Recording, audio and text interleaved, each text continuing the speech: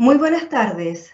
Santo Tomás Temuco y Fundación Chile Descentralizado, con la finalidad de difundir y promover reformas responsables de descentralización local y regional, impulsa este ciclo de diálogos regionales, liderado por destacados expositores del acontecer local, quienes cada miércoles a las 18 horas a través de esta plataforma virtual nos invitan a analizar y reflexionar en torno a diversos temas de contingencia.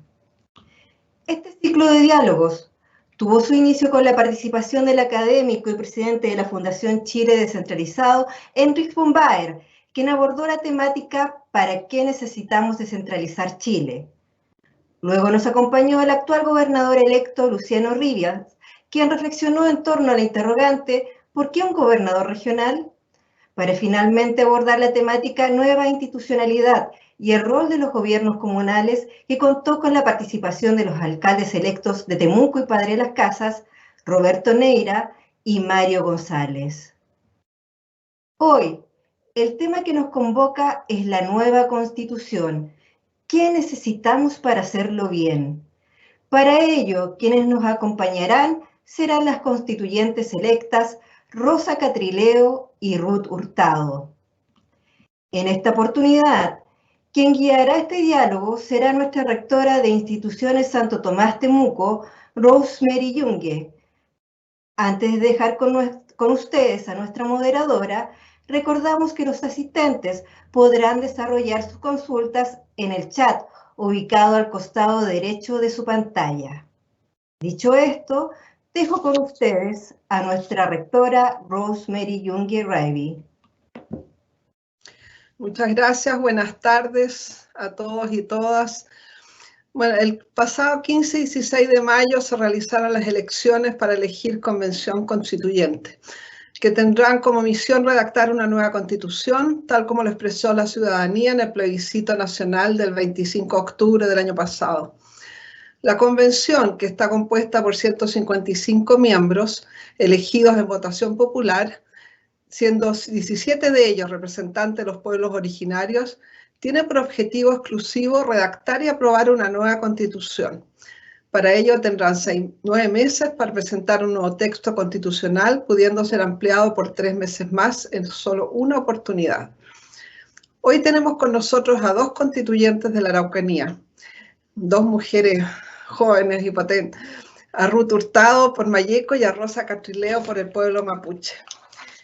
Para comenzar, quiero saludarlas, agradecerles a las 2 por estar aquí con nosotros hoy día y también agradecer a todo el público que presente.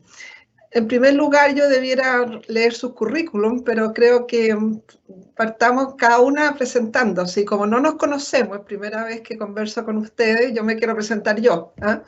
Bueno, yo soy la rectora de Instituciones Santo Tomás. Tengo 2 hijos, 6 nietos, y siempre digo que mis hijos tienen sangre aymara y mis nietos sangre quechua, así que por algo tengo, no yo, pero mis descendientes tienen sangre indígena. Yo soy ingeniero comercial, tengo un magíster en gestión educacional, llegué hace casi 20 años a la Araucanía, voy a cumplir 20 años luego, y desde el año 2010 soy rectora de las Instituciones Santo Tomás y hace 3 años presido también la Fundación Aitue. No sé, Rosa, si quieres partir presentándote, porque tu currículum es extenso, pero mejor uno lo... Sí, gracias, rectora. Un gusto conocerla, saludar también a Ruth. No tengo todavía la posibilidad de conocerla en persona, así es que esta es una oportunidad también para poder vernos por lo menos. Bueno, mi nombre es Rosa Catrileo Arias, yo soy convencional constituyente, ya electa, formalizada a través de las sentencias del Tribunal Calificador de Elecciones por el pueblo mapuche. Yo me presenté por los escaños reservados del pueblo mapuche. Y bueno, soy abogada de profesión, tengo 3 hijos también, tengo un diplomado de Derecho Humano y Pueblo Indígena, me he desarrollado y especializado en la temática de la defensa de los derechos indígenas con un trabajo en terreno, con comunidades y asociaciones indígenas y personas también perteneciente al pueblo mapuche, pero también a otros pueblos. He tenido la oportunidad de recorrer, así que he tenido un trabajo con el pueblo, miembros del pueblo Licanantay, Quechua y Aymara. Y mapuche huilliche también. Así es que, además, egresada del Magíster en Derecho de la Universidad de Chile. Todavía me queda pendiente mi proyecto de tesis, pero ahí está. Yo creo que ahora ya no me va a quedar tiempo para terminarlo, pero ahí está pendiente, es una tarea que voy a tener que luego retomar. Y soy originaria de acá del Loftomen Huichucón, de la comuna de Temuco, y vivo actualmente en la ciudad de Temuco, sí. Eso es lo que puedo comentarles. Gracias por la invitación. Sí. Ruth, bienvenida. Muchas gracias por la invitación, saludar a la rectora, saludar a Rosita, no sé si le gusta que le digan Rosa, Rosita, uno de repente lo pone diminutivo a todo porque aquí en el sur somos como bien de hablar con harto diminutivo. Marri, la mien, Marri con creo que, bueno, en mi trabajo también en terreno me toca trabajar con estas comunidades. Soy casada, tengo 2 hijas, soy estudiante de Derecho, me dediqué mucho tiempo a ser mamá y cuando ya empezaron a crecer las niñas me dediqué a trabajar y estudiar por distintas razones. He hecho hartos cursos de perfeccionamiento entre medio, soy presidenta de Mujeres por la Araucanía, soy socia fundadora de la corporación Más Mujeres Líderes, que Rosita también está en la corporación ahora. Soy cristiana evangélica, trabajo activamente, bueno, hasta el año pasado trabajaba muy activamente en mi corporación, pero dada la contingencia y la campaña, la verdad que este año decidí no tomar cargos en la iglesia porque uno tiene que ser también responsable en los tiempos. Actualmente estoy haciendo un diplomado en la Autónoma. Pertenezco a Padres Objetores y así a varias otras organizaciones también, pro vida, pro familia, que para mí es importante la defensa de la vida desde la concepción hasta la muerte natural y por supuesto de la familia, indistintamente de cómo se compongan, porque creo que hoy día la familia, si no fortalecemos este núcleo tan fundamental, nuestra sociedad va a seguir en este abismo de poco valor, de poco respeto, y sin duda tenemos que avanzar en eso también, porque no sacamos nada avanzar en otros temas si no avanzamos también en respetarnos unos con otros. Así que eso les puedo contar un poco de mí. Gracias, Ruth. Bueno, ahora queríamos hacerle las preguntas. La idea es que yo haga la pregunta y las dos respondan la misma pregunta y nos vamos turnando quién responde primero, quién después, o ustedes mismas eligen. Es totalmente más informal. Hemos recibido varias preguntas ya de nuestra comunidad universitaria antes y también los que están escuchando nos pueden hacer las preguntas por el chat. Así que voy a partir con la primera pregunta, que dice así: el primer desafío que deberán asumir ustedes como constituyentes es la elaboración del reglamento de funcionamiento. ¿Cuál es su propuesta para que la sociedad civil y los pueblos indígenas puedan participar de manera activa? ¿Quién quiere partir? Bueno, como se trata de los pueblos indígenas, creo que sí, puedo empezar yo. Efectivamente, hemos estado ya discutiendo el tema del reglamento, es súper importante. Muchas veces se piensa que los reglamentos es como, ya es como van a funcionar, no es tan relevante, pero no es así. Hay muchos aspectos que a nosotros como pueblos indígenas nos interesan y que nosotros creemos que van a ser nudos críticos, ¿ya? Donde va a haber tal vez algún debate y donde nosotros también tenemos que poner cierto ojo para poder garantizar que nuestra presencia quede marcada en la convención y también se garantice la participación de nuestras comunidades. En ese sentido, bueno, efectivamente en el reglamento de la Convención Constitucional debe regularse la participación. Nosotros hemos estado conversando con los otros convencionales que salieron elegidos por el pueblo mapuche, los 7 mapuches, pero también con el resto de los pueblos originarios, ya con los 17 escaños. Y en ese sentido lo que nos interesa, y hasta el momento lo que hemos podido confluir o conversar, es que la participación quede regulada en el reglamento, ¿ya? Eso es lo primero. Y además que tiene que dar cuenta de esta realidad del país en donde no solamente hay una nación, sino que somos varios pueblos, naciones que debemos marcar la presencia desde el primer momento. En ese sentido también, por ejemplo, una de las cosas y que también garantiza la participación de nuestros pueblos es que la convención no solo sesione en Santiago, eso es como lo básico, porque hay que dar cuenta de que estos pueblos también tenemos nuestros territorios y por supuesto sería relevante que la convención pudiera venir a sesionar a lo que son nuestros territorios. En el caso del pueblo mapuche, el Gualmapu, como lo denominamos nosotros, es nuestro territorio y creemos que aquí también debiera por lo menos tener una sesión o unas cuantas sesiones acá. Eso es lo primero. Y en cuanto a la participación, se ha discutido el tema de la consulta, ¿ya? La consulta, si bien regulada en el convenio 169, establece que es para medidas legislativas o administrativas, y en el caso de la Convención Constitucional no cumple ninguna de esos dos objetivos, sí creemos que debe ser estar presente, ¿ya? No podríamos nosotros arrogarnos la representatividad y la decisión de pueblos a los que representamos sin tener la participación garantizada de nuestras comunidades, de nuestra institución, pero desde nuestras miradas propias.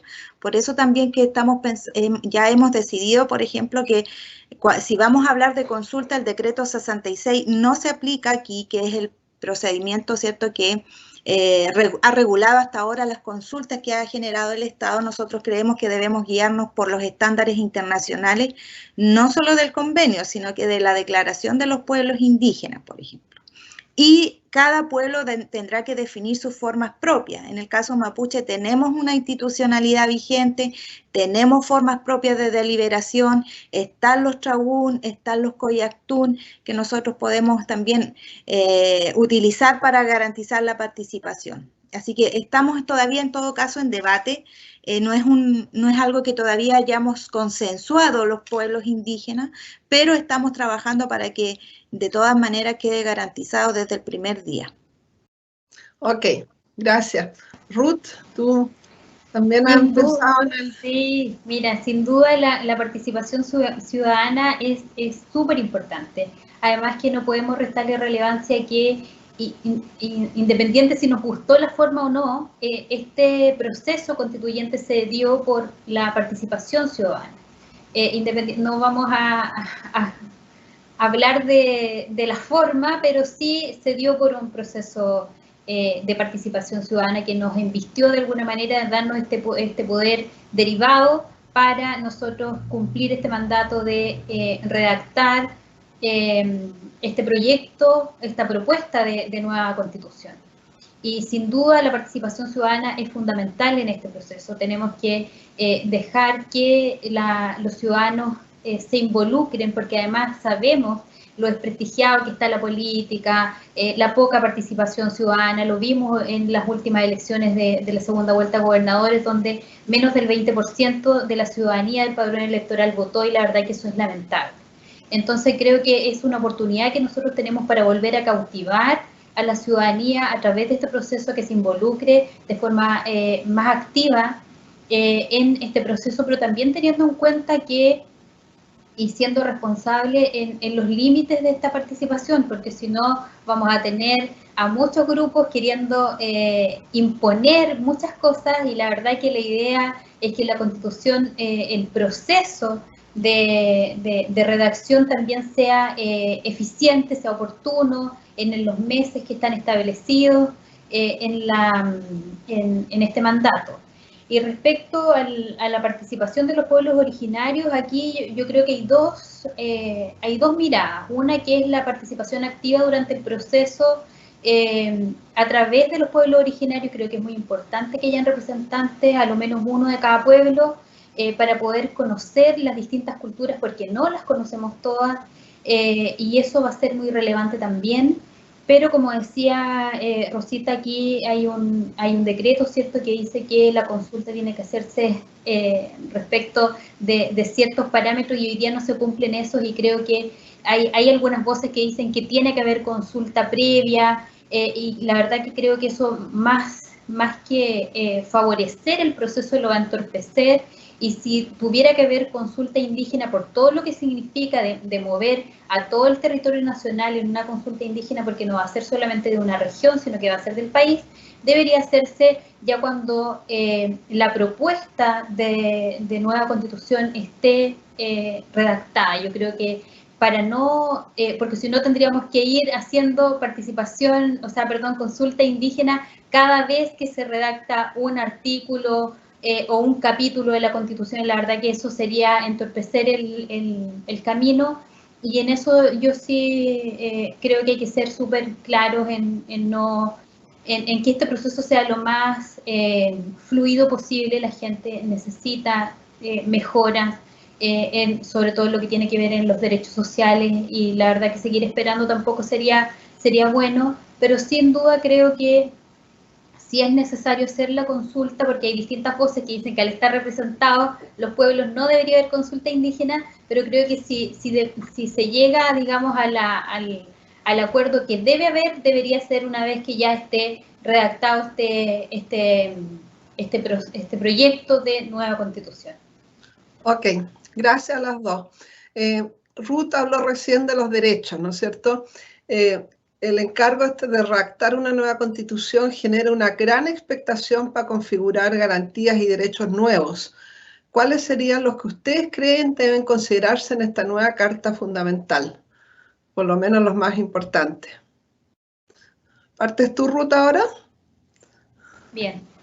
A ver, dentro de mis propuestas durante la campaña estuvo incorporar como derecho el derecho a la vejez digna, el derecho al envejecimiento pleno. Yo creo que es muy importante. Hoy día sabemos que nuestros adultos mayores están muy olvidados, no tan solo en el tema de pensiones. Aquí hay que ser súper claro que va más allá de tener una pensión digna o no, sino que de tener planes y proyectos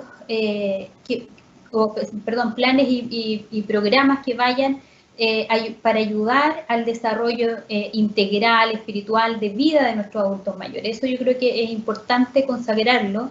Y también para mí es muy importante que quede consagrado el derecho a la seguridad pública, el derecho a vivir en paz, el derecho a desarrollarse, a trabajar y a crecer en un ambiente libre, en paz, pero también en seguridad. Yo creo que eso para mí sería fundamental hoy día establecerlo y fortalecer los derechos que hoy día tenemos, como son el derecho a la salud, el derecho a la educación, quizás incluir el derecho a la vivienda, pero también con esta mirada de un principio de responsabilidad fiscal, porque en eso también tenemos que ser muy responsables. En lo que proponemos, a mí me parece muy acertado lo que hoy día está en la Constitución colombiana, que ellos hablan, ¿cierto?, de este principio de responsabilidad fiscal, porque no podemos, sabemos lamentablemente, aunque no queramos, que las necesidades son infinitas, pero los recursos son más bien limitados. Entonces en eso hay que ser también muy responsable en cuanto a lo que se ofrece, digamos, respecto a los derechos sociales. Ok, justamente una de las preguntas que venía después era el financiamiento de todos los derechos, pero ya una parte lo contestó Ruth. Rosa, ¿cuáles son las garantías y derechos los más importantes que debiera incluir esta nueva constitución? Bueno, lo primero, nosotros como pueblos indígenas es la primera vez que participamos en un proceso constituyente y primera vez que también nosotros participamos en un proceso de deliberación donde se va a regular temas que nos van a afectar a nosotros como colectivo. Por lo tanto, la presencia de los derechos indígenas, por supuesto que debe estar en la Constitución. Nosotros, de hecho, hablamos de un estatuto de garantía de derechos colectivos indígenas, ¿ya? Pero respecto de los derechos económicos, sociales y culturales también nos llama, me parece que apuntar hacia, en la temática de educación, salud, de salirse de las lógicas de mercado en cuanto a que son bienes de consumo, debe quedar establecido en la Constitución así, son derechos, por lo tanto no pueden estar bajo esas lógicas que han estado hasta la actualidad. También nos interesa mucho eso porque nosotros los miembros de pueblos indígenas somos los principales usuarios de los sistemas públicos. ¿Ah? Nosotros somos los que usamos los sistemas públicos de educación, de salud, vivienda, pensiones. El pilar solidario por nuestros abuelos es el que acceden, son los usuarios de este pilar solidario, por lo tanto creemos que fortalecer esos espacios es relevante por las consecuencias que tiene para nuestra gente.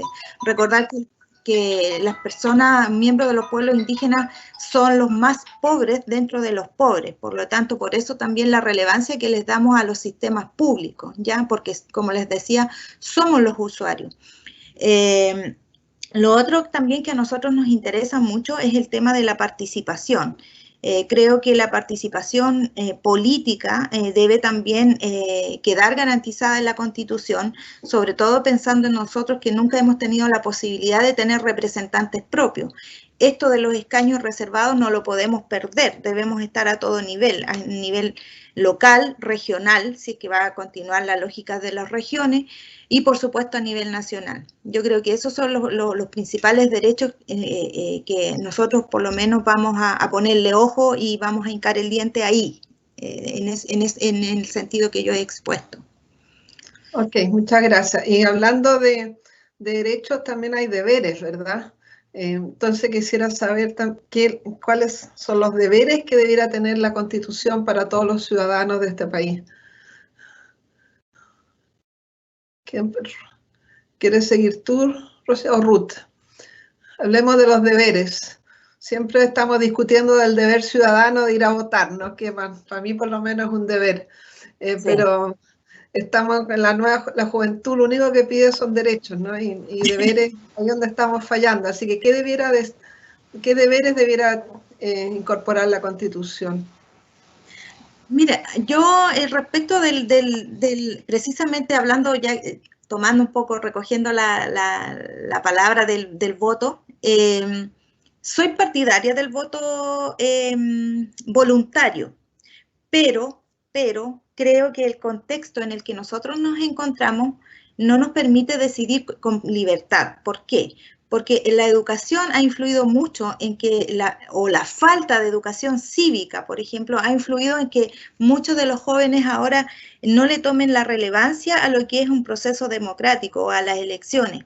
Yo no estoy en contra, por ejemplo, de que las personas, cuando decidido y con todas las cartas sobre la mesa, toma la opción de no participar en un proceso eleccionario como una decisión, pero informada, es legítimo. Pero en el contexto en el que nosotros nos encontramos, creo que ello no es así. No tenemos todas las cartas sobre la mesa, por lo tanto, creo que el voto obligatorio es una opción es un deber que debiera quedar consagrado en este contexto. Yo creo que hay que avanzar en todo caso, sí, para un voto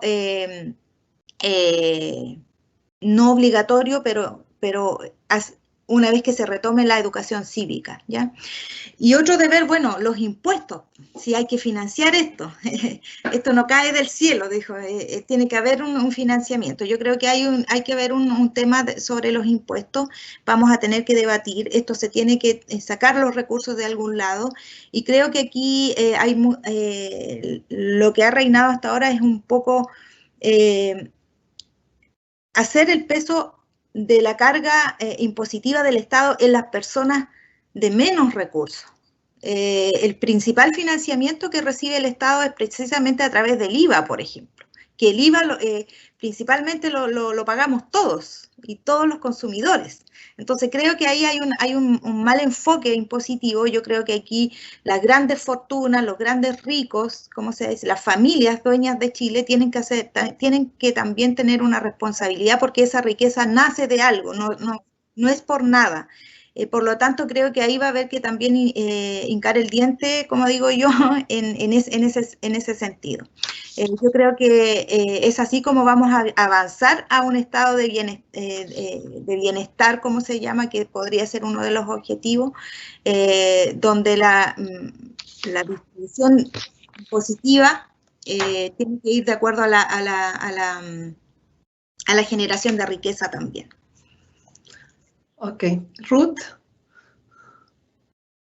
A ver, bueno, creo sin duda que concuerdo mucho con lo que decía la rectora, que hoy día está como de moda exigir derechos, mucho derecho, y parece que nuestras generaciones nacieron solo con la palabra derecho, pero no conocen la palabra deberes, y también va lo que yo, asociarlo a lo que yo decía hace un rato, el fortalecimiento de la familia.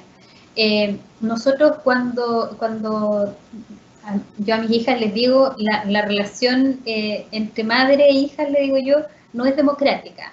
Aunque yo las escuche para dirimir y tomar decisiones, pero finalmente la que tiene la última palabra, les digo yo siempre, la mamá. Y en eso yo trato de ser como un poquito chapala antigua respecto a eso. ¿Por qué digo esto? Porque hoy día nuestros niños no tienen esta palabra incorporada, porque muchas veces nosotros hemos delegado quizás esta enseñanza en los colegios o en otras instituciones, pero hemos dejado nosotros de ser quienes les entregamos este tipo de enseñanza a los niños. Entonces también es importante que estos chiquillos crezcan en la casa sabiendo que tienen responsabilidades y tareas que cumplir, obviamente acorde a sus edades. No queremos niños trabajando tan tempranamente, pero yo creo que, Rosa, en las mismas comunidades ven cómo los niños también ayudan y colaboran en los quehaceres del campo. Y eso no es ningún maltrato ni nada. Entonces ahí también tiene que haber un poco de mayor flexibilidad, porque hoy día se le ha dicho mucho a los niños de que tienen muchos derechos, pero se ha dejado de lado los deberes, y en eso tenemos que también volver quizás un poco a lo primitivo y hacer que todos tengamos algún rol que cumplir en las familias, en las distintas actividades que tenemos. Respecto a los impuestos para poder pagar todo este pliego, ¿cierto?, de derechos sociales que se quieren plasmar hoy día en la Constitución, hoy día la clase media finalmente es la que se lleva la mayor carga impositiva. Sabemos que hoy día, sobre todo en lo que dice respecto a la renta, hay un tope en el cual se paga, digamos, impuesto a la renta, y ese tope está relacionado con la clase media.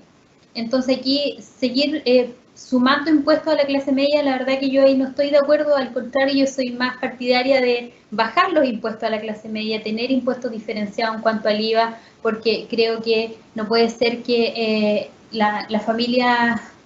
todas las familias paguen lo mismo, por ejemplo, por comprar el pan. Eso creo que no está bien. Sin embargo, creo que hay otros impuestos que se podrían mejorar, pero creo que aquí, más que mejorar impuestos, aquí yo creo que donde se puede recortar mucho es en tener una modernización del Estado, achicar el Estado. Hoy día tenemos un Estado gigante. Yo siempre digo, el Estado es un tremendo edificio de 10 pisos, en cada piso tiene una puerta, la gente empieza tocando en la puerta 1 del piso 1 y termina en la puerta 10 del piso 10. Y la verdad que eso hace este aparato del Estado tan caro y poco eficiente. Creo que hoy día es muy importante achicar el Estado, achicar los ministerios, bajar la contratación de personal, porque muchas veces hay personas que están ahí solamente por cargos políticos, y yo creo que aquí hay que profesionalizar nuestro Estado, si bien que hay una carrera funcionaria, yo en eso no tengo ningún problema en que la haya, pero tenemos que achicar el aparato del Estado, y con eso sin duda que ahorraríamos mucho. Otra cosa que nos permitiría ahorrar es evitando la elusión y la evasión que en Chile se da por montones.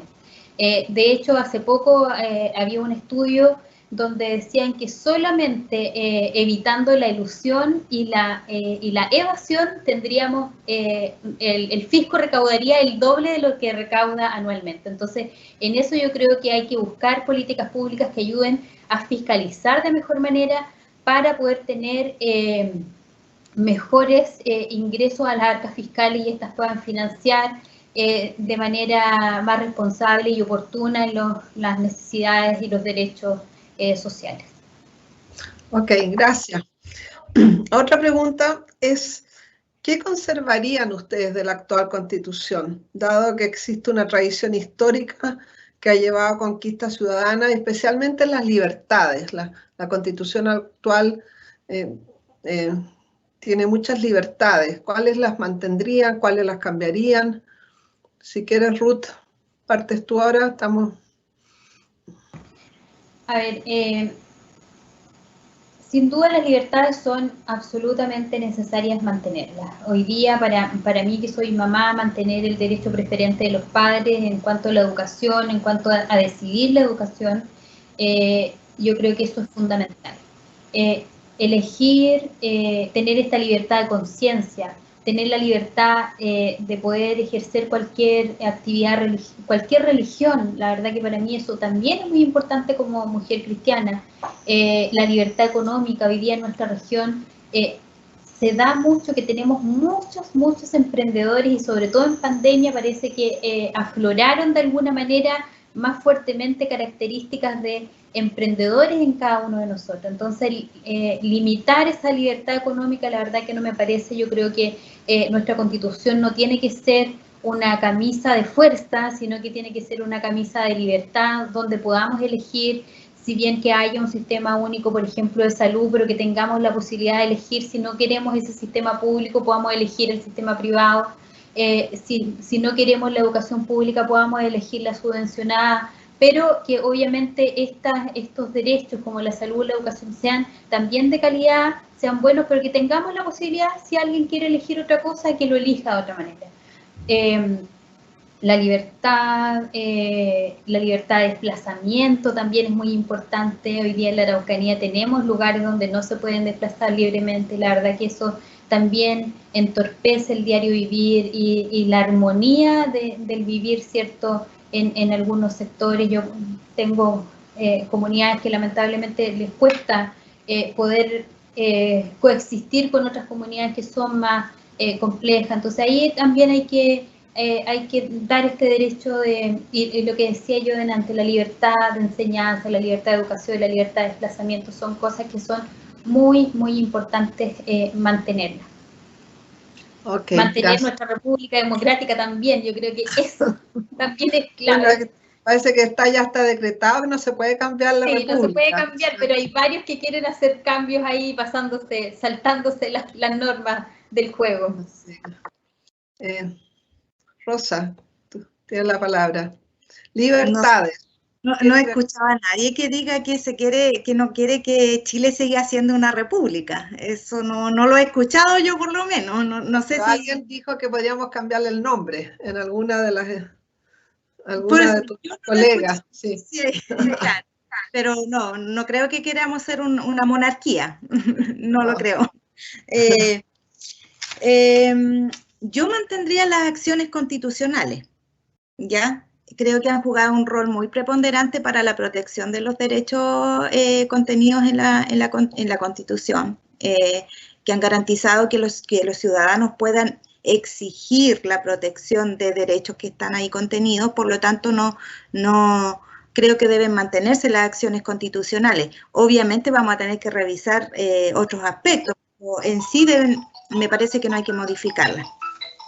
Respecto de la libertad económica, yo no estoy de acuerdo en que tenga que mantenerse una libertad económica como ha estado hasta ahora, que es a destajo y que lo que ha permitido es, por ejemplo, que acá en el territorio mapuche tengamos instaladas las empresas forestales sin ninguna restricción y con todas las consecuencias que ello ha traído para nuestra región y para nuestro territorio. Me parece que la libertad económica tiene límites y uno de los límites, por supuesto, que debe ser el respeto de los derechos fundamentales. Esta libertad sin ese límite es lo que nos ha llevado a cómo estamos. Creo que ahí también, si bien se debe mantener, pero también se le deben establecer límites claros en ese sentido. Y recordar que los derechos indígenas son derechos fundamentales. Hay un acuerdo unánime o hay un gran consenso en el ámbito internacional que los derechos indígenas son derechos fundamentales, por lo tanto vendrían a ser también un límite a ello. Claro, hay algunas libertades que uno no se debieran tocar, la libertad de conciencia. A nosotros también como pueblos indígenas hemos utilizado ese argumento muchas veces para la protección de nuestra espiritualidad. ¿ya? Más allá de las religiones, nosotros hemos utilizado ese argumento para la protección de nuestra espiritualidad, nuestra cosmovisión, nuestra cultura. Recordar que la Machi Francisca Linconao, que es también una de las constituyentes mapuches, utilizó ese argumento para poder dar protección a un lugar que ella utiliza para la recolección de sus lagüen, de sus remedios, y para poder ejercer su rol de Machi. Por lo tanto, creo que esa es una libertad que por supuesto que se debe mantener. La libertad de reunión, la libertad de trabajo, son cosas que uno no va a pensar en que eso debe cambiar, ¿ya? Así que yo creo que va por ahí. También hay algunas instituciones u órganos del Estado que creemos que se deben mantener, por ejemplo, la Contraloría. A mí no se me ocurriría pensar que no exista una Contraloría. De hecho, creo que hay que mejorar la Contraloría, pero no que vaya a desaparecer. Asimismo, hay otros órganos también, por ejemplo, el Banco Central. Tampoco se me ocurriría que no existiera el Banco Central. Creo que son varias cosas que uno puede mantener y no es que se vaya a cambiar todo. Ahora, yo no concuerdo en que la Convención Constitucional sea poder constituyente derivado. Yo creo que esta no es una reforma constitucional. Yo creo que aquí vamos a crear una nueva institucionalidad, una nueva distribución del poder político. Y entonces, por lo tanto, creo que es un nuevo orden de cosas, un nuevo contrato, un nuevo pacto social. Pero eso no significa que no vayamos a mantener por lo menos los elementos que yo he tirado a la mesa. Yo creo que eso no hay discusión en ello. Pero tenemos límites y un mandato que cumplir, por eso no es completamente originario, es derivado de este clamor popular que fue el plebiscito. En eso tenemos que también ser, digamos, coherentes en nuestra acción, digamos, que vamos a desarrollar, porque no es originario completamente. O sea, de hecho tiene límites, que son los tratados internacionales, qué es la composición, qué es el plazo, y viene la soberanía finalmente no es del pueblo, sino que el pueblo la entrega a través de este plebiscito en nosotros. Por lo tanto, yo por eso digo que es derivado. Y nos nombraron a la propiedad privada. ¿Qué opinan de la propiedad privada? No, yo por mi parte la propiedad privada hay que tocarla, no se puede mantener como está. Nosotros los pueblos indígenas tenemos una visión de la propiedad que creo que debe plasmarse en la nueva Constitución. Nosotros tenemos una visión de la propiedad comunitaria, colectiva, y lo que no se refleja es cómo se ha regulado actualmente en la Constitución. Por lo tanto, creo que esa es uno de los principales hitos que nosotros vamos a querer cambiar. Vamos a ir con la disposición en ese sentido, no de mantenerlo. Recordar que la visión indígena tiene sus propias formas de entender la propiedad y hay muchas cosas que no son sujetos de propiedad incluso. Por ejemplo, el agua. Para nosotros el agua no es un bien apropiable, por nuestra cosmovisión es vida. No se puede vivir sin el agua y el agua a nosotros nos entrega esa vida, pero no solamente desde una visión antropocéntrica pensando en las personas, sino que también en los ecosistemas. Por lo tanto, por ejemplo, ahí ya tenemos unas visiones distintas que creo que ese derecho de propiedad es uno de los puntos o nudos más críticos que vamos a tener en el debate constitucional. A ver, sin duda, ahí también tengo una diferencia con Rosa, y más... si uno además lo compara con hoy día, como existe la propiedad indígena, que lamentablemente la ley los trata como interdictos porque no les da el dominio de sus propiedades, sino que solamente el uso y el goce. Pero sin duda creo que hoy día, tal como está nuestro derecho de propiedad, es suficiente en cuanto a lo restrictivo que existe respecto a él, respecto al dominio, porque sabemos que hoy día tenemos esta restricción de propiedad en cuanto a utilidad pública. Hay muchos que dicen que no, que tiene que haber una utilidad social, pero ahí también se transgrede y se pasa a llevar, ¿cierto?, los derechos que cada uno tiene sobre su propiedad privada, y creo que pasar por encima de los derechos ya adquiridos sería, además de conocer tratados internacionales respecto a esto, o además pasar a llevar, ¿cierto?, ya, no sé, si alguien recibe una herencia, pasar a llevar este tipo de cosas. La verdad que uno ahí tiene que ser también, yo creo que nadie quiere perder su propiedad, si es que no es de manera justificada, como hoy día lo establece nuestra Constitución a través de, ¿cierto?, las expropiaciones por utilidad pública. Hay algunas voces que han dicho que no, que aquí se tiene que expropiar sin haber un pago de por medio, y que el Estado puede tomar y disponer de alguna propiedad respecto de como quiera, digamos. Entonces ahí también hay que bajar la intensidad respecto a este tema y ser responsable también en lo que podemos mencionar.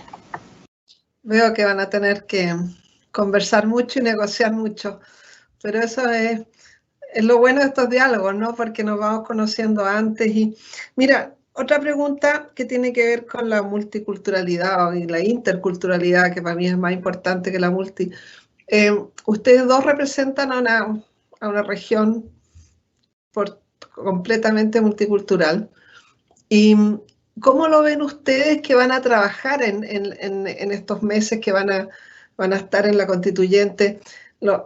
Rosa va a estar solo preocupada de los temas indígenas, Ruth va a estar, porque ¿cómo lo piensan hacer? Porque además yo creo que muchos constituyentes no conocen nada de los pueblos originarios, especialmente los santiaguinos. Yo siempre dije, yo llegué aquí sin saber nada, o sea, la historia de Chile me la contaron al revés. Y entonces ustedes van a tener que también estar ahí conversando, enseñando. Yo me acuerdo el tema de la plurinacionalidad. Cuando yo llegué hace muchos años atrás, mis amigos de Nama me enseñaron qué es lo que era la nación, porque mucha gente cree que la nación en otra nación, eso jamás, pero ahora ya todo el mundo como que entiende que la nación y las primeras naciones, como se llaman los pueblos originarios en Canadá, es como sinónimo de pueblo, y no da susto, pero a mucha gente les da mucho susto especialmente. Entonces, ¿cómo van a trabajar todo ese tema? ¿O no lo han pensado? No sé. Rosa. Sí, sabemos que vamos a tener que ir con un ánimo de pedagogía. Sabemos que hay mucho desconocimiento, sabemos que hay mucho prejuicio también, ¿ya? Y a veces también no desconocimiento, sino que simplemente no querer ver la realidad. Ya no hay desconocimiento, se sabe, pero no conviene hacerse cargo de esa realidad. Entonces, vamos con un ánimo de diálogo. El pueblo mapuche se caracteriza por ser un pueblo de diálogo, ¿ya? Nuestros abuelos parlamentaron mucho con la corona española y también con el Estado de Chile, así que nosotros traemos en nuestra sangre esto de parlamentar, esto de hablar.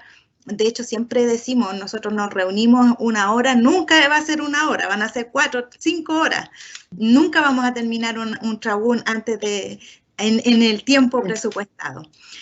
Y claro, nosotros vamos con la idea de dar cuenta de esta plurinacionalidad, más que la multiculturalidad, que ya es evidente, da cuenta de que existen diversas culturas, pero nosotros vamos más allá y decimos, no, aquí hay varias naciones dentro de los márgenes del Estado, y pueblos, naciones que son titulares de derechos colectivos reconocidos internacionalmente, no porque yo lo diga, sino que porque hay sendos, ciertos tratados, declaraciones, jurisprudencia internacional que así lo manifiesta. De manera que, claro, vamos a tener que estar ahí con esta capacidad de poder dar a conocer, de sacar esos prejuicios que hay en contra de nosotros. Como les decía, somos un pueblo dialogante, sin embargo, igual somos un pueblo que pone las cosas a debate y lo hace de manera firme, no lo hace con temor. En reunión con la Machi Francisca dijimos, nosotros vamos con la frente en alto y sin temor a nadie para poner estos debates, porque precisamente creemos que es porque no se ha debatido con nuestra voz, con nuestra mirada, esto y siempre han sido soluciones pensadas desde el centralismo, sin conocer la realidad. Y nosotros, más que conocer la realidad, vivimos la discriminación, vivimos el racismo, vivimos la invisibilización. A nosotros nos costó mucho como candidatura, de hecho, poder mostrarnos, siquiera mostrarnos, para dar a conocer nuestros planteamientos. Entonces creemos que la convención va a ser similar, pero tenemos toda la actitud y todo el negüen para hacerlo. Y además todos los argumentos, porque no son cosas que nosotros vayamos a inventar o que esto se nos haya ocurrido porque somos mapuches, sino que, como les digo, son debates que llevan décadas en el concierto internacional, que hay experiencias en otros países que dan cuenta de la plurinacionalidad, por ejemplo, y que el Estado sigue funcionando de mejor manera incluso porque se reconoce estas realidades y se otorgan los derechos a quienes corresponden. Así es que esa es la posición que nosotros vamos a llevar y vamos a ir con todo ese ánimo. Qué bueno. Ruth. A ver, yo hablo siempre de esta multiculturalidad en la cual nosotros vivimos. Desconocer que vivimos en un país multicultural, la verdad que yo siempre digo, sería desconocernos a nosotros mismos. De hecho, yo misma tengo ascendencia mapuche, no he podido sacar mi calidad indígena porque hay un problema con el certificado, con el acta de nacimiento de mi abuela. No la encontramos y ella, como era evangélica, no fue presentada o bautizada en una iglesia católica, así que ha sido un poco complejo.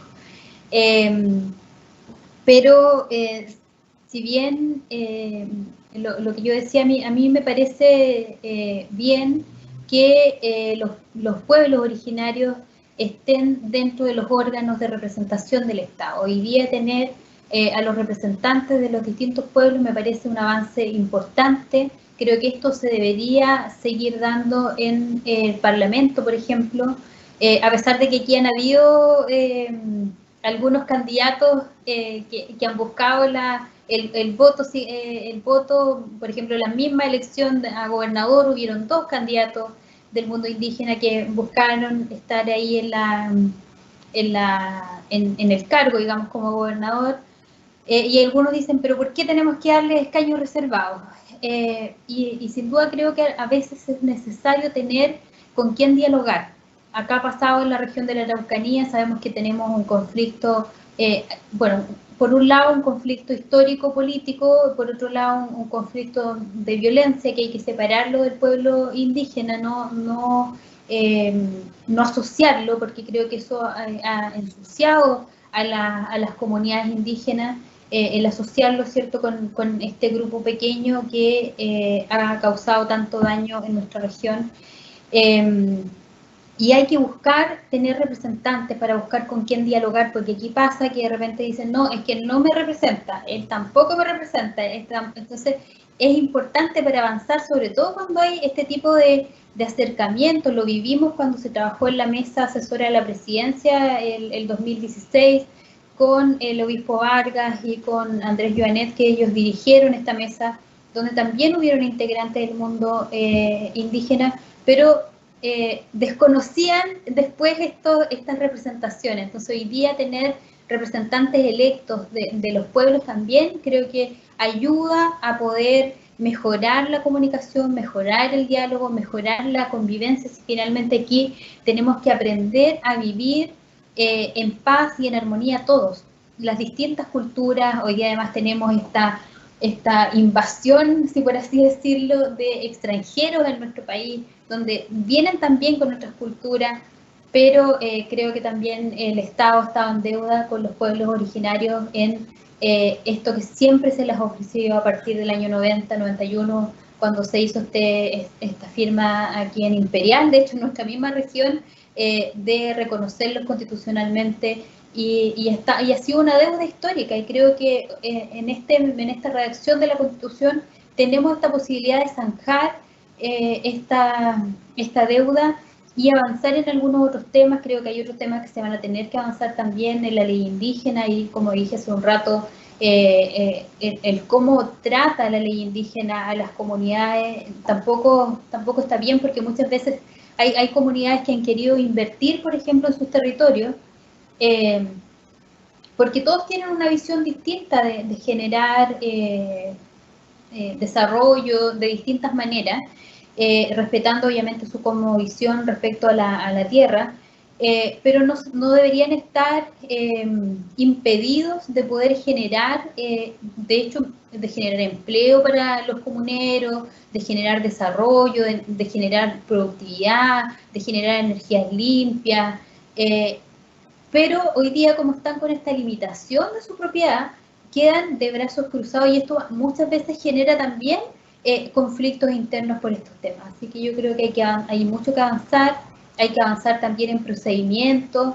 Yo siento que todavía falta, más que el tema plurinacional, creo que hay que avanzar en una vía distinta para poder saber qué es lo que se quiere, qué es lo que se busca, porque hay distintas realidades, todos los pueblos tienen distintas visiones y aquí primero hay que ponerse de acuerdo. Yo estuve en un conversatorio hace un tiempo atrás con los constituyentes de pueblos indígenas, donde hablaba una chiquilla de Rapa Nui, de Isla de Pascua, hablaba también, había representantes del pueblo mapuche y de otros pueblos más, y la verdad que todos tenían visiones o formas de sus naciones de manera distinta. Entonces creo que también ahí hay que hacer un trabajo en ponerse de acuerdo entre todos, en buscar cuáles van a ser las formas, cuál va a ser la autodeterminación, cuál va a ser efectivamente qué autonomía es la que buscan, porque los pueblos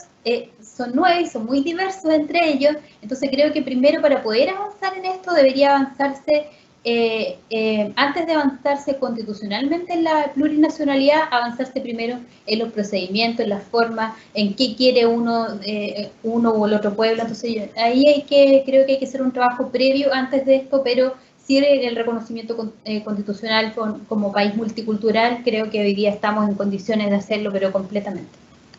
Gracias. Estamos terminando, pero tenía una última pregunta, pero antes una pregunta del público. Melissa pregunta que quisiera conocer sus posturas sobre el régimen de gobierno.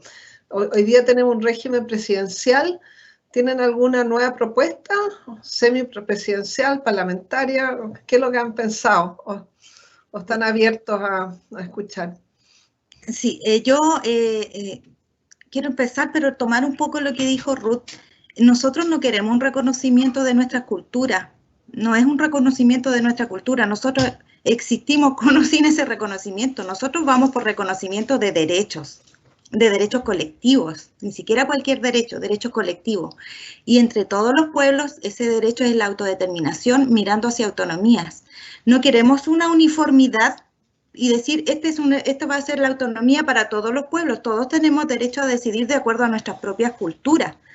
Y de acuerdo a nuestras propias culturas vamos a desarrollar esos procesos autonómicos si es que los queremos ejercer, porque también los derechos, si uno quiere, los ejerce. Van a haber pueblos que tal vez van a decir que no, nosotros no queremos una autonomía y queremos seguir otras cosas, y es legítimo. Pero nosotros, el pueblo mapuche, estamos pensando en el ejercicio del derecho de autodeterminación en ese sentido. Así es que no hay una uniformidad y no la va a haber, porque somos pueblos diversos. Y además, nosotros, si bien somos representantes de nuestros pueblos, nosotros tenemos nuestra propia institucionalidad, nuestras propias autoridades, nuestras propias formas de sociedad. Por lo tanto, cualquier decisión tiene que ser respetando esas formas, no puede ser impuesta por esa otredad. Somos nosotros los que definimos lo que queremos como colectivo. Y haciéndome cargo un poco de la pregunta de la rectora en cuanto al régimen de gobierno, claro, por lo menos yo hablo desde mi posición. Hemos analizado con el equipo con el que yo estoy trabajando y Benito Cumilaf, que fue mi compañero de candidatura, con quien sigo haciendo dualidad constituyente, como decíamos nosotros en la campaña.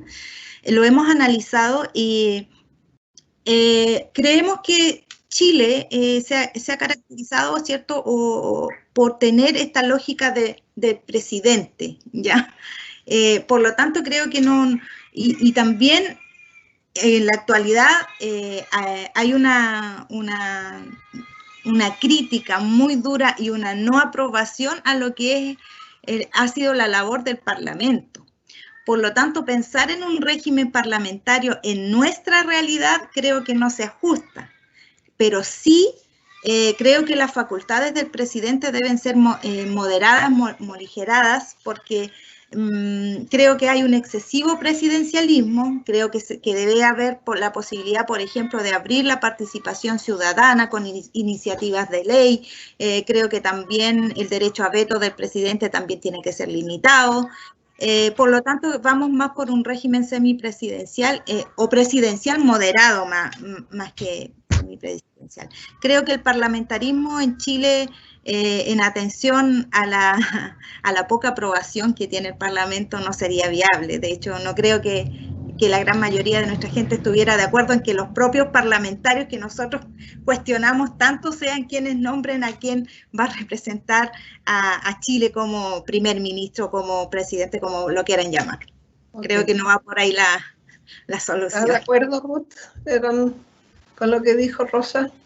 A ver, sin duda hoy día este presidencialismo excesivo que tenemos creo que nos ha jugado en contra. Hay que atenuarlo o emigrar al sistema semipresidencial.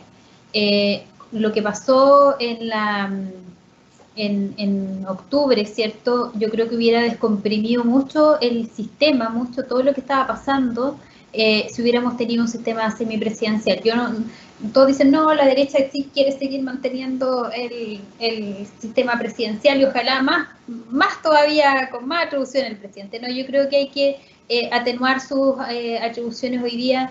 Sí tiene que mantenerse el tema de todo lo que tenga que ver con el gasto público, porque sabemos que quien gobierna es quien decide, digamos, en qué va a invertir y además su plan de gobierno. En eso yo creo que nuestra Constitución también tiene mucho que aportar en quizás ser una Constitución más minimalista, pero que dé libertades independientes si gobierna un sector, otro sector u otro sector. O sea, yo creo que aquí tiene que ser una Constitución que permita que el sector que gobierne lo haga bien. Yo creo que, y si se equivoca, bueno, que no le eche la culpa a la Constitución, digamos, mira, porque esta Constitución no me permitió hacer nada, no pude avanzar en esto.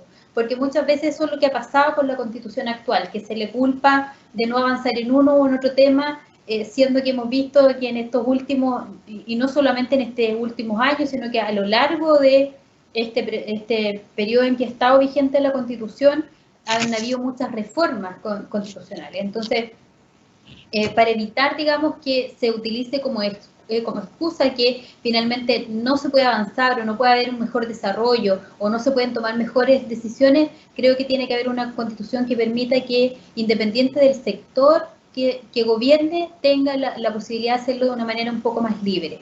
Si bien mantener los quórums para el cambio constitucional también creo que es importante, porque tampoco podemos tener reformas constitucionales como quien cambia, digamos, no sé, calcetines todos los días, en eso también, porque eso le da una certeza jurídica, ¿cierto?, a nuestro país en distintas materias. Pero creo que sí se puede avanzar en eliminar ciertas atribuciones del presidente, manteniendo esta que mencionaba yo, el tema de la posibilidad de los recursos. Qué bueno, en algo están de acuerdo. Sí, qué bien, hay varias cosas que están de acuerdo, eso me alegra. Bueno, para finalizar, porque ya estamos pasando el tiempo, quería preguntarles, y volviendo un poco al título de este encuentro y en esta preocupación que tenemos en la Araucanía de descentralizarnos, ojalá tener cada vez más descentralización, y estamos viviendo un proceso histórico. ¿Qué necesitamos para hacerlo bien? En todos, no solo ustedes en su nuevo rol tan importante, pero ¿qué necesitamos para hacerlo bien? Yo creo que lo principal es respeto, mucho diálogo, poder llegar a acuerdos, el sabernos escuchar, el conocernos, el conocer quién es Rosa detrás de esta candidatura, por ejemplo, pueblo originario, conocer cuáles son, qué es lo que la motivó, cuál es el Chile que ella quiere, cuál es el Chile que yo quiero, y en eso respetarnos, en esta diversidad, porque hoy día la Constitución está literalmente compuesta de esta diversidad de lo que hoy día es Chile, y en esa realidad yo creo que lo importante es eso, dialogar, conversar, pero siempre en respeto. Yo creo que eso es importante, respetar las reglas, porque todos fuimos a esta elección con reglas claras y de alguna manera aceptamos estas reglas, ya sea tácita o explícitamente. Entonces, yo creo que eso es muy importante para que este proceso además sea legítimo. No deslegitimarlo nosotros mismos, sino que darle el valor que necesita, porque es algo muy importante, trascendente, que esperamos que sea la mejor calidad, de la mejor forma, porque esto va a ser finalmente lo que va a dirigir Chile de aquí a 50 años y va a ser la herencia para nuestros hijos, para nuestros nietos, incluso bisnietos. Así que yo creo que para mí eso es lo importante. Gracias. Para ti, Rosa, ¿qué necesitamos para hacerlo bien? Bueno, necesitamos empezar a conversar sobre la distribución del poder, porque finalmente eso también es lo que ha generado, lo que generó la revuelta del pueblo chileno y lo que nosotros los mapuches venimos diciendo no desde el 2019 o 2018, venimos desde décadas señalando que aquí la distribución del poder debe ser para todos, ¿ya? No puede ser que una élite, un grupo de familias que tienen intereses económicos, también tienen intereses políticos y son los que deciden las normas para todos nosotros. Eso es lo primero. La participación, garantizar la participación. Esto no puede ser un debate o no puede ser como se eligen a los papas. Entran los cardenales, ¿cierto? Y no salen de ahí, no tienen vínculo con nadie, sino hasta que sale el humo blanco. Yo creo que no. Aquí tiene que ser un proceso de deliberación del país completo, ¿ya? Y en el caso de los pueblos indígenas nosotros tenemos que tener participación y consulta, no al final, sino que durante todo el proceso, porque es un proceso deliberativo.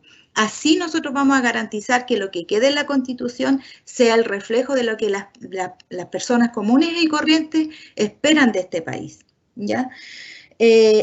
En el caso de la región, bueno, aprender y del país, aprender a construir territorio desde la diversidad. Nosotros no tenemos por qué ser todos iguales.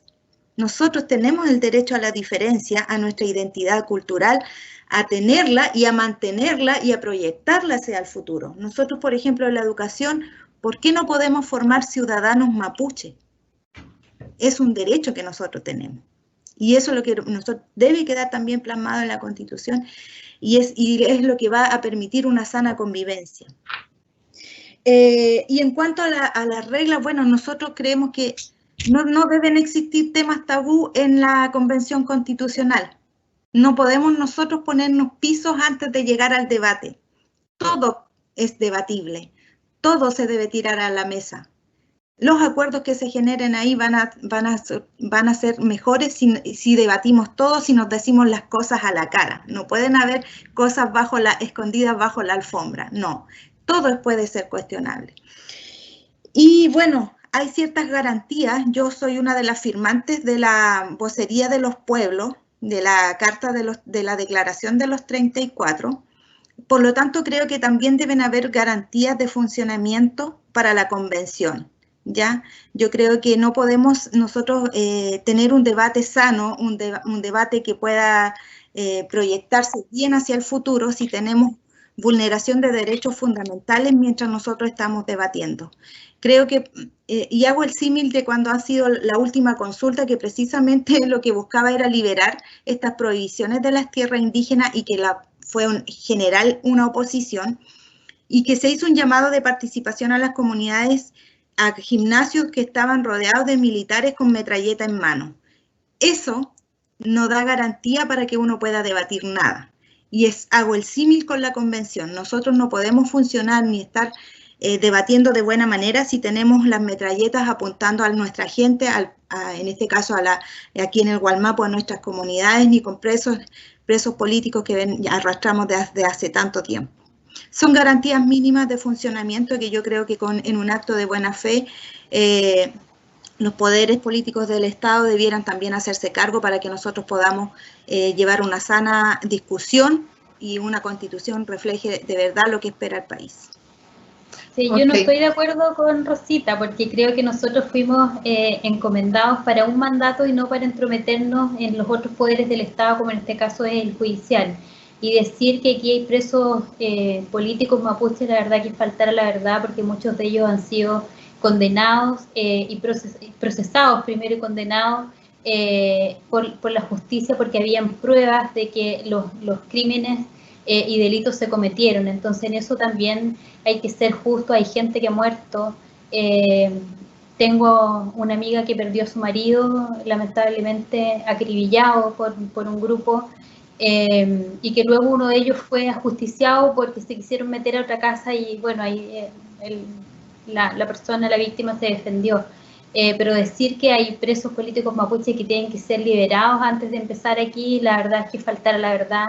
Aquí en Chile no tenemos presos políticos mapuches, tenemos gente que ha sido condenada, ligada a procesos judiciales y que han sido condenados porque hay pruebas suficientes en contra de ellos que así manifiestan que están, que han sido procesados porque hay pruebas. O sea, no es porque fue algo antojadizo o porque fuera de apellido indígena ni nada. Así que yo creo que en eso hay que ser responsable, porque hay gente que ha muerto que también ha sido mapuche y lamentablemente todavía no, así como Osvaldo Antilef todavía no tiene justicia, pese, ¿cierto?, a más o menos tener algunos antecedentes de quienes fueron los que lo ejecutaron, porque lo ejecutaron arrodillado con 3 armas distintas. Entonces, decir que no hay presos, o sea, decir que hay presos políticos mapuches es faltar a la verdad.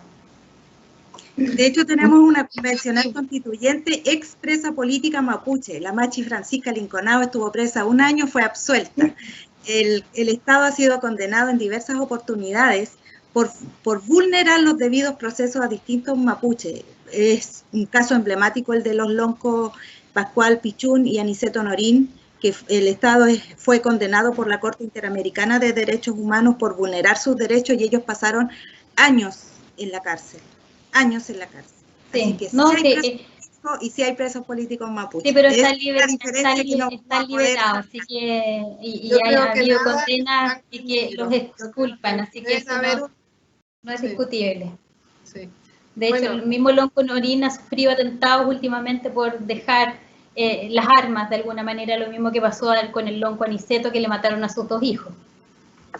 Bueno, les habíamos prometido que iba a ser 1 hora, ustedes 2 tienen otras cosas que hacer, ya estamos a las 19:15.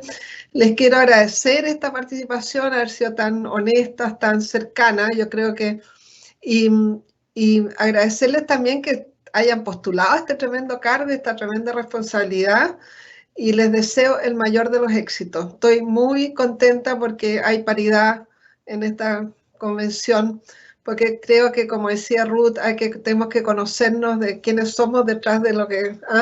Por eso que a mí estos currículums con puras cosas profesionales también a uno son tan frías.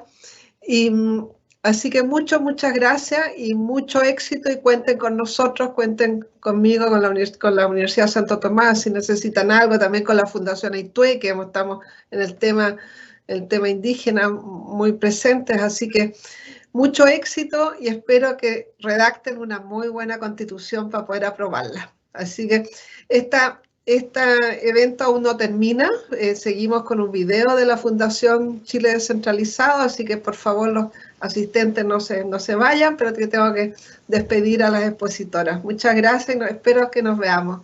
Muchas gracias por la invitación. Gracias por la invitación. Chaltumay. Saludo a todos los estudiantes mapuches de Santo Tomás.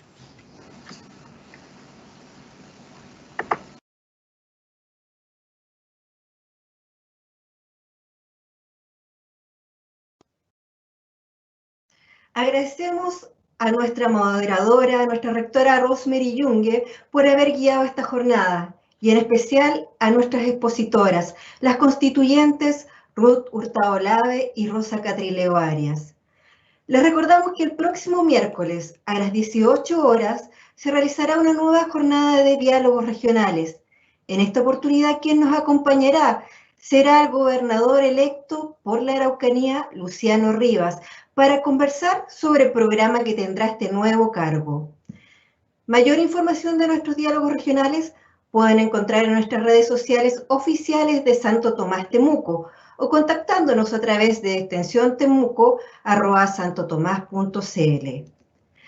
Para cerrar esta jornada, los dejamos con el video del programa online Diálogos Regionales producido por la Fundación Chile Descentralizado, denominado Competencias Nuevas y Futuras, cómo impactan a la calidad de vida, cómo la aprovechamos mejor. Por su asistencia, muchas gracias.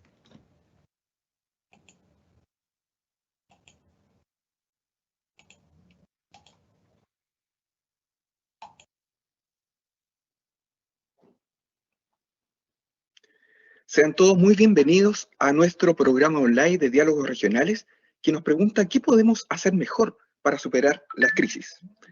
Pues bien, vamos a enfrentarnos a este módulo temático número 5 que trata sobre la nueva institucionalidad regional. Esta nueva institucionalidad regional la vamos a entender por nuestros gobiernos regionales. Nuestros gobiernos regionales están constituidos en adelante por nuestros gobernadores regionales electos y nuestros consejos regionales electos. Por primera vez en la historia de nuestra república, los gobernadores regionales serán electos como primeras autoridades regionales en cada una de nuestras 16 regiones. Esto va a ocurrir en abril del año 2021 y van a entrar en ejercicio en junio de este mismo año. Nos pregunta también qué nos sirve para hacerlo mejor, hacia una gobernanza colaborativa, articulación local, regional y nacional. Particularmente vamos a ver en este módulo la unidad número 2 sobre competencias nuevas y futuras, cómo impactan a la calidad de vida y cómo las podemos aprovechar mejor. Esto tiene que ver con el concepto de descentralización. La descentralización tiene que ver también con el desprendimiento del poder. Nuestro Estado, desde los albores de nuestra República, ha sido muy concentrado y estas reformas impactan sustantivamente en el quehacer de la vida cotidiana y por lo tanto vamos a vernos todos y cada uno de nosotros muy beneficiados con todo esto.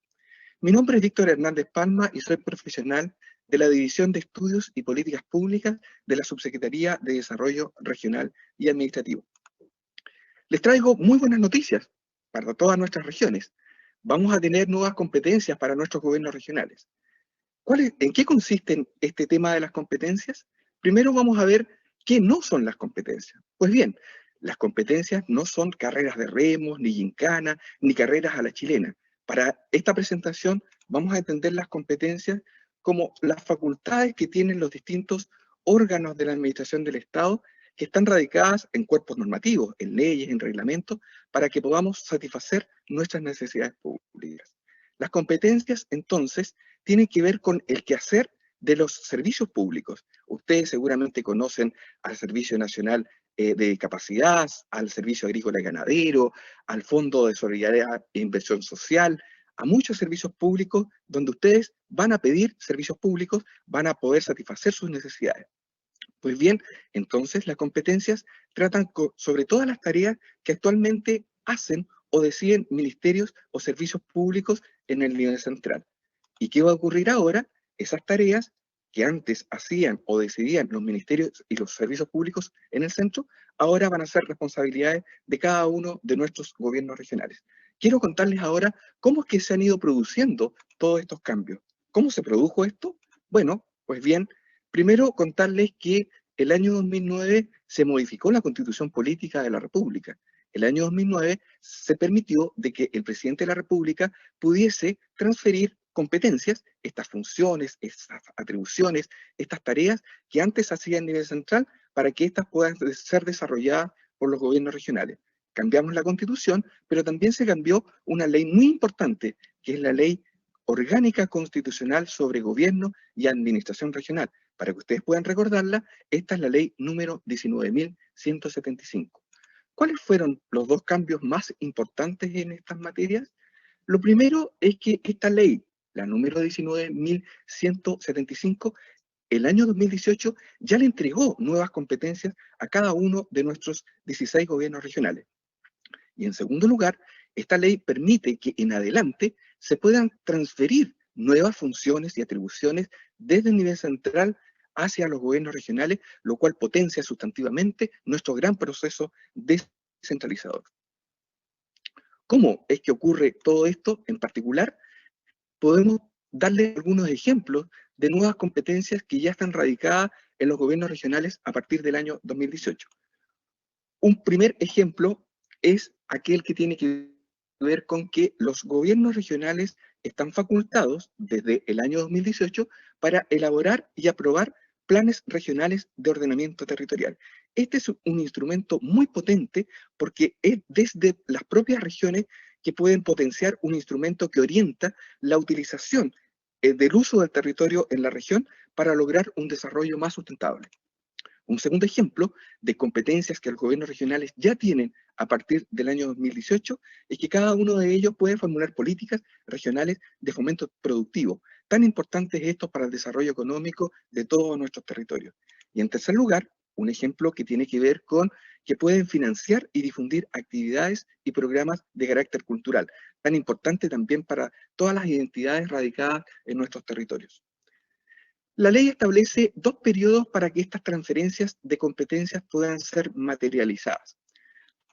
Podemos ver acá en pantalla que tenemos el periodo y tenemos quién puede llevar a cabo esta iniciativa. Estos 2 periodos consisten en un primero que está radicado entre febrero del año 2018, fecha de la data de estas reformas legales, hasta marzo del año 2022, donde la iniciativa sobre quien propone transferencia de competencias es exclusiva del presidente de la República. Y un segundo periodo donde se denomina en régimen que fluctúa entre marzo del año 2022 en adelante. Y esa facultad puede ejercerla el gobierno regional, que como ya sabemos está constituido por un gobernador regional y su consejo regional electo, o puede también ser una iniciativa del presidente de la República. Puede ser en cualquiera de las 2 modalidades. Vamos a entender un poco más cómo se transferirán estas competencias a los gobiernos regionales desde marzo del año 2022 en adelante.